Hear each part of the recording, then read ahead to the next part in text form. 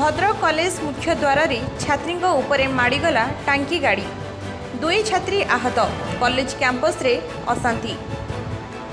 Bhadrak college रे छात्र अशांति मुख्य फाटक बंद करने संगे संगे विक्षोभ प्रदर्शन करा जायछि। सूचना अनुसार आज सकाळे भद्रक कॉलेज मुख्य द्वार निकट में एक दुर्घटना घटी जायछि। सूचना मुताबक युक्त 2 जन छात्री एक प्लेस रे गाड़ी रे कॉलेज को आसुथुबा कॉलेज मुख्य द्वार पाखरे पछपटू सरकार गृह एवं शहरी विकास विभागर पानी टांकी गाड़ी माड़ी जाइथिला।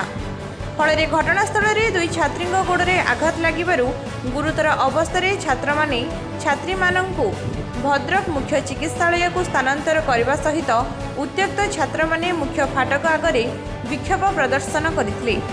खबर पाई घटनास्थल में भद्रक सदर सहरांचल पुलिस पहुंची छात्र छात्री को बुझासुझा करिथिबार देखिबाकू मिलिछि। भद्रकरू राजेश कुमार माहुंतଙ୍କ रिपोर्ट, सत्य खबर।